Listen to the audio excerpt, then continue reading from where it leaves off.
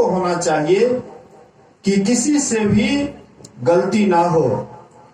भगवान श्री राम के तरह एक पत्नीव्रत का पालन पुरुषों को करना चाहिए और सीता जी की तरह, अनुसुईया जी की तरह मां बहनों को भी एक पति को ही मानना चाहिए, एक पति पर ही अपना ख्याल रखना चाहिए। राम भगवान चक्रवर्ती राजा थे। वे चाहते तो कई पत्नी कर सकते थे, एक सीता ही उनके जीवन में पत्नी रही, बाद बाकी किसी की तरफ भी राम जी आंख उठा करके नहीं देखे। जिस रात सुहाग रात था, जब राम जी और सीता जी का मिलन हुआ था सुहाग रात में, तो राम जी बोले थे कि तुम हमसे कोई वचन मांगो, मैं तुम्हें वह वचन दूंगा। सीता जी बोली कि जो आपकी इच्छा हो वही दे दीजिए। राम जी बोले कि सीता, तुम ही मेरी अर्धांगिनी बनकर के रहेगी, तुम ही मेरी पत्नी बनकर के रहेगी। जीवन भर मैं किसी की तरफ भी आंख उठा करके नहीं देखूंगा तुम्हारे सिवा। और ऐसा समय भी आया राम जी के पास, जो कि राम जी को मजबूर होकर के शादी करने का ऐसा मजबूरी भी आ गया था। जब अश्वमेध यज्ञ कर रहे थे और उस अश्वमेध यज्ञ में पति पत्नी दोनों रहना अनिवार्य है, तब यज्ञ सफल होता है। तो यज्ञ तो ठान लिए थे कि यज्ञ तो करना है, जो ठान लिए, जो संकल्प ले लिए, क्योंकि रघुकुल रीत सदा चली आई, प्राण जाई पर वचन न जाई। जो ठान लिए बात वह तो करना, यज्ञ करना है। लेकिन यज्ञ तब सफल होगा जबकि पति पत्नी दोनों उस यज्ञ में सहभागी बने। तो अब करेंगे क्या? तो चर्चा होने लगी प्रजाओं में कि अब तो राम जी को दूसरी शादी करनी पड़ेगी, क्योंकि सीता जी को 12 वर्ष के लिए वनवास दे दिया है। अभी तो 12 वर्ष पूरा नहीं हुआ है कि सीता जी को बुला भी लाएंगे, वचन के पक्के हैं। अब तो राम जी दूसरी शादी करेंगे ही। प्रजाओं में धीरे धीरे पूरे फैल जाता है, सभी प्रजाओं में इसकी चर्चा भी चलने लगी कि अब तो राम जी करेंगे दूसरी शादी। और धीरे धीरे यह कानो कान सीता जी के पास में यह कानो कान खबर हो जाता है कि राम जी अब दूसरी शादी करेंगे, दूसरी शादी करेंगे। सीता जी के मन में शंका हो जाती, क्या मेरे रहते हुए राम जी दूसरी शादी करेंगे? शंका हो जाता, हो न हो कर भी ले, क्योंकि सगरे यह बात की चर्चा हो रही है। होते होते यह बात कानों कान खबर हो जाता है। लेकिन जब राम जी के पास यह बात जब आता है कि यज्ञ करने के लिए दोनों की जरूरत है, पति पत्नी, तो महर्षि वशिष्ठ कहते हैं, राम जी अब क्या करोगे? यहां पर तो दोनों की आवश्यकता है। सुनते हैं नरेंद्र मोदी जब प्रधानमंत्री का नामांकन देने के लिए गए थे, तो वहां पर भी बोले कि पत्नी का भी नाम चाहिए, नहीं तो आपका नामांकन नहीं होगा। तो बहुत दिन पहले ही ये पत्नी को छोड़े हुए थे, लेकिन पत्नी अभी भी है। नरेंद्र मोदी की पत्नी अभी भी है। शायद आरएसएस में वो जो भर्ती हो रहे थे तो उसी समय पत्नी को छोड़ दिए। और पत्नी भी ऐसी कि वो भी दूसरी शादी नहीं की। नरेंद्र मोदी की जो पत्नी थी, शायद शिक्षिका है या कुछ है, वे भी दूसरी शादी नहीं की। अगर आप जा रहे हैं देश सेवा के लिए, ठीक है, एकदम जाइए, मैं अकेली रह जाऊंगी, ऐसी होती है पतिव्रता नारी। तो नामांकन के लिए तब उस समय में आउट हुआ कि नरेंद्र मोदी के पास में अभी भी पत्नी है। उस समय में मालूम हुआ लोगों को, लेकिन इससे पहले लोगों को मालूम नहीं था। तो इसी तरह से अब राम जी यज्ञ करेंगे, तो अब क्या करेंगे? अब दूसरी शादी करेंगे या क्या करेंगे? गुरु वशिष्ठ पूछते हैं। यहां पर तो दोनों की आवश्यकता है। तो राम जी कहते हैं कि मैं सीता जी को वचन दिया हूं श्री सद्गुरु, मैं सीता जी को वचन दिया हूं कि मैं दूसरी शादी नहीं करूंगा।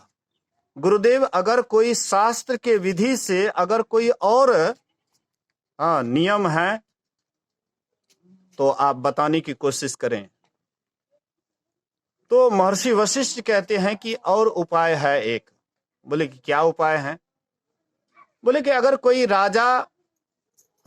राजा महाराजा है जिनके पास में अधिक धन संपत्ति है, तो वह अपनी पत्नी के जगह पर सोने की पत्नी बना करके यज्ञ संपन्न हो सकता है। अगर कोई ब्राह्मण है तो वे तांबे की स्त्री बना करके, मूर्ति बना करके यज्ञ सफल हो सकता है। अगर कोई वैश्य है तो चांदी की पत्नी बना करके, स्त्री बना करके यज्ञ सफल हो सकता है। और कोई शूद्र है तो लोहे की मूर्ति बना करके यज्ञ सफल हो सकता है। तो वहां पर राजा महाराजा थे राम जी, तो सीता जी की मूर्ति सोने की बनाई गई थी और उसके बाद यज्ञ संपन्न हुआ। तो यहां पर राम जी के पास ऐसा भी आया था सवाल कि आप दूसरी शादी करेंगे, लेकिन राम जी एक पर ही अटल रहे, दूसरे की तरफ जीवन में कभी भी आंख उठा करके नहीं देखे। अगर इस तरह से संसार में लोग रहे तो अभी जो बहुत आप खबर सुनते हैं, अखबार पढ़ते हैं, उसमें बहुत बातें देखने के लिए मिलता है। ये क्यों मिलता है देखने के लिए? इसीलिए कि अपने पत्नी रहते हुए ही लोग दूसरे की पत्नी से प्रेम करते हैं। एक के तरफ, अरे जो भी है तुम्हारे जीवन में जो आया है उनकी तरफ देखो, दूसरे की तरफ क्यों आंख उठा करके देखते हो? मिट्टी का ये भी शरीर है, मिट्टी का वो भी शरीर है, सब तो मिट्टी का शरीर है। फिर तुम्हारे पत्नी में क्या दिक्कत है? दूसरे में क्या विशेषता है? कोई विशेषता नहीं। 5 तत्व का तुम्हारा भी पत्नी है, 5 तत्व का दूसरे की भी पत्नी है। तो लेकिन दूसरे की पत्नी की तरफ तुम आंख उठा करके देखते हो। स्त्री पर लोग बंधन पर बंधन डालते हैं कि मेरी पत्नी है, तुम घर से बाहर नहीं जाएगी, दूसरे की तरफ आंख उठा करके नहीं देखेगी। लेकिन पुरुष है तो क्या वो स्वतंत्र है? पुरुष है तो मनमाना काम करेंगे? नहीं। दोनों के लिए एक ही नियम है। स्त्री जैसे पर पुरुष की तरफ आंख उठा करके नहीं देखती है, वैसे पुरुष को भी चाहिए कि दूसरे की पत्नी की तरफ आंख उठा करके नहीं देखें। और कबीर साहब फटकार भी सुनाते हैं, अगर दूसरे की पत्नी की तरफ अगर तुम आंख उठा करके देखते हो, अपने पत्नी के रहते हुए दूसरे की पत्नी की तरफ आंख उठा करके देखते हो, तो तुम्हारा क्या हाल होगा जानते हो? जो रावण का हाल होगा। रावण के पास में पत्नी थी, मंदोदरी थी।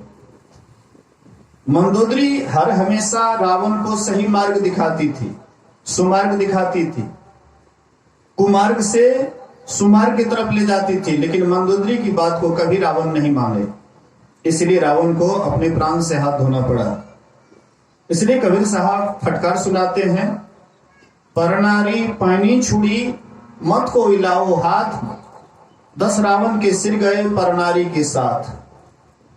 कहते हैं कि 10 सिर वाला रावण वो जब मिट्टी में मिल गया तो तुम तो अकेले एक ही सिर वाले हो। तुम्हारे पास एक ही सिर है, लेकिन रावण के पास 10 सिर था, लेकिन 10 सिर वाला रावण भी धराशाही हो गया परनारी के कारण। तो तुम क्या बच जाओगे?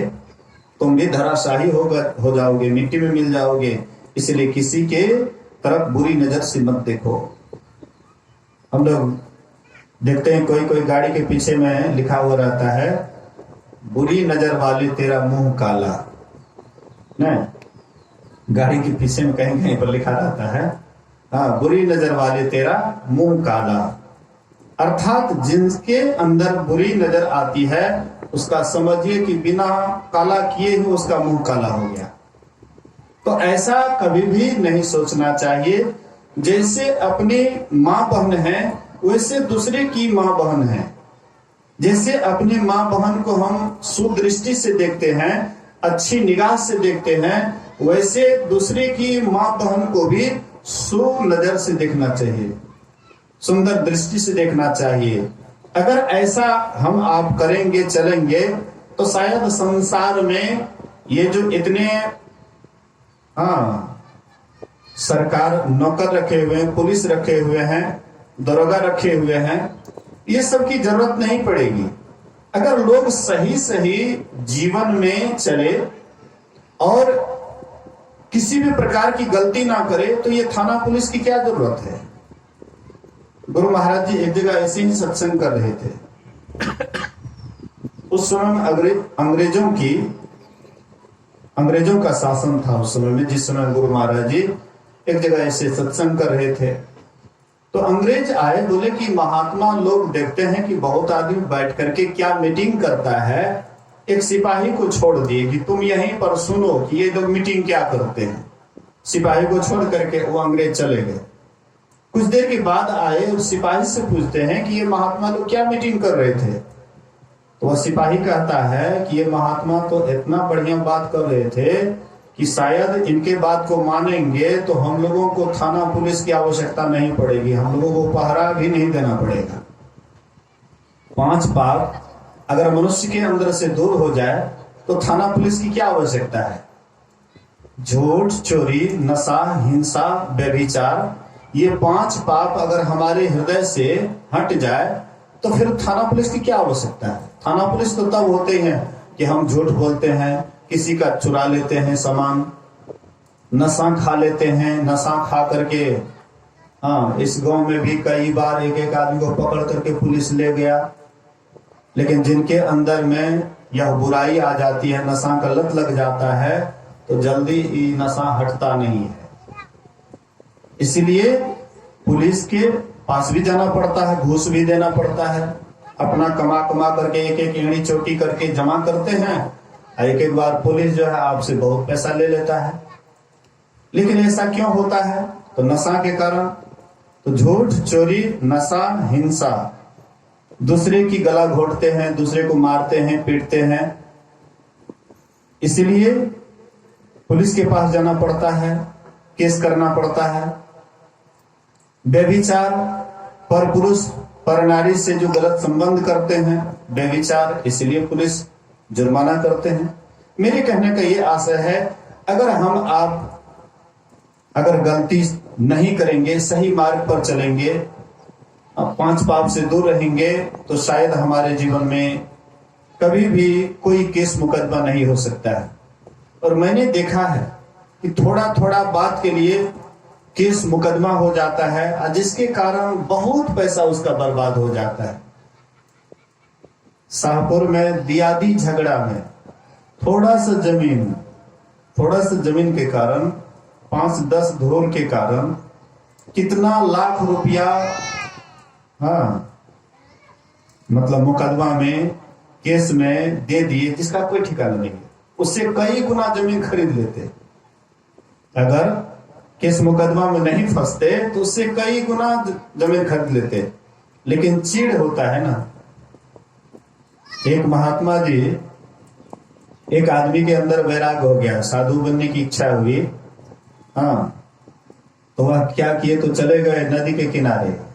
अब नदी के किनारे जा करके जैसे घर में तो सब तकिया लगा करके सोते थे, तो बालवे की तकिया, बलवे का तोसक, तकिया की तरफ बालू को बना लिए, तोसक की तरह बालू को थोड़ा ऊंचा करके बढ़िया से प्लेन करके कर लिए।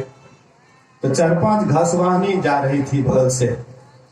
घसवानी कहती, हे देखा बाबाजी बन गए, लेकिन शौक नहीं गए। देखा तोसक तकिया आ रही बाबाजी बनने के बाद शौक नहीं गए। देखा वे लोग बोल करके चले गए घास काटने के लिए। जब तक वो लोग घास काट करके आती है तो महात्मा जी क्या किए, तो सबको मिला दिए। तो सब तकिया जो बनाए थे बालू का, सबको प्लेन कर दिए, मिला दिए। उधर से आए, देखते हैं, कहते हे देखी महात्मा बन गए, चीड़ नहीं गए। देखी कहलिए नहीं इतना बात, तो सब तकिया देखा केना बन, देखा मिला लेके, मतलब चीड़ नहीं गए, महात्मा बन रहे लेकिन चीड़ नहीं गए। मतलब यही चीड़ के कारण हम आपस में जो टकराते हैं, किसी के ऊपर मुकदमा करते हैं, तो हम हार नहीं जाए मुकदमा में, इसके लिए कितना पैसा उसमें बर्बाद करते हैं, इसका कोई ठिकाना नहीं है। इसलिए संत महात्मा कहते हैं चिढ़ मत करो, किसी की देखा देखी मत करो, कौन कैसे जीते हैं उससे तुमको मतलब नहीं है। तुम अपने ढंग से जियो, अपने आप में जियो, और कहां पर हमसे गलती होती है ये हर हमेशा अपने आप की निगरानी अपने से करो। हमारा कोई क्या पहरा करेगा? कोई चोरी करने वाले हैं तो चोर का कोई पहरा करेगा? चोर कितना ही पहरा कीजिएगा, अगर चोर चोरी करना चाहेंगे तो किसी न किसी विधि से चोरी कर ही लेंगे। लेकिन जो इंसान आदमी है, हाँ, वे कभी चोरी नहीं करते हैं। तो आप कितना हो सोचिएगा कि कोई गलत ना करे, मेरा बेटा या बेटी या मेरी पत्नी या पति गलती ना करे। आप कितना पहरा कीजिएगा, लेकिन करने वाले हैं तो कर ही लेंगे। लेकिन जो अपने आप में समझ गए हैं कि गलती नहीं करना चाहिए, गलती करने से हानि होती है, गलती करने से इसकी सजा होती है, नरक भोगना पड़ता है, दुख उठाना पड़ता है, कष्ट में जाना पड़ता है, जो अपने आप समझ गए उनसे कभी गलती नहीं होगा।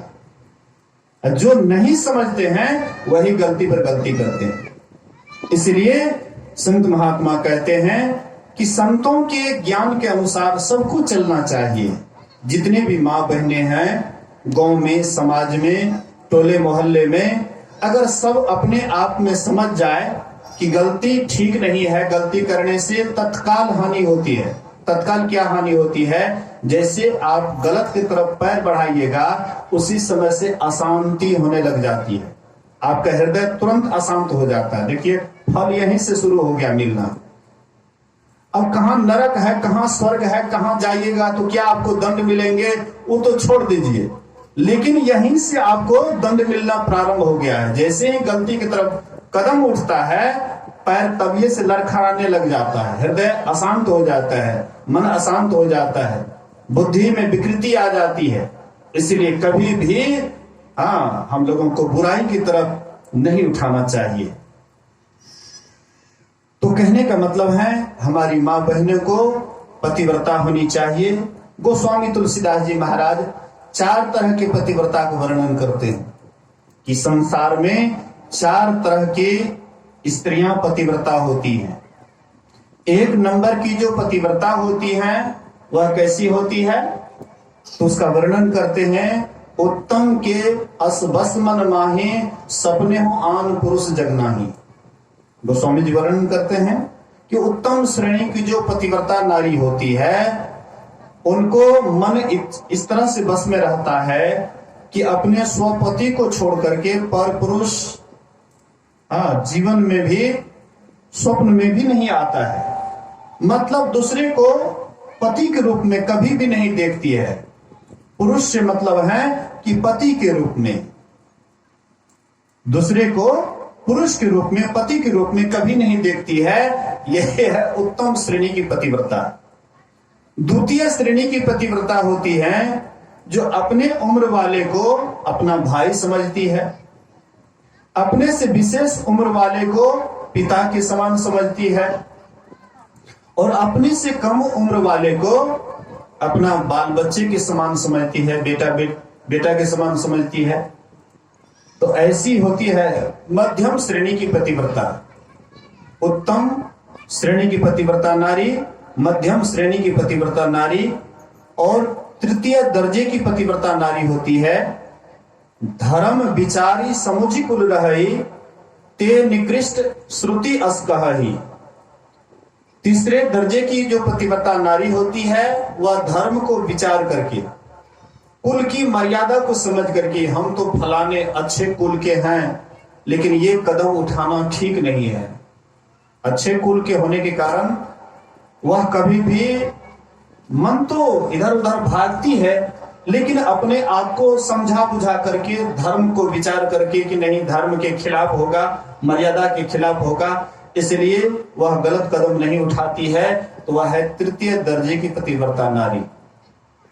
बिनु अवसर भयते रह जोई, जाने हो अधम नारी जग सोई। चौथे दर्जे की जो पतिव्रता नारी होती है वह चाहती है किसी परपुरुष से मिलने के लिए, चाहती है, मन में इच्छा होती है कि परपुरुष से मिलें, लेकिन उनको अवसर नहीं मिलता है, मौका नहीं मिलता है।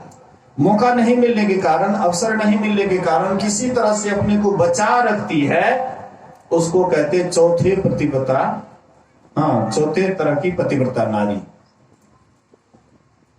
क्षण सुख लागी जन्म सत कोटि, दुख न समझते ही सम को खोटी। गोस्वामी जी कहते हैं कि क्षण मात्र के सुख के लिए जो करोड़ों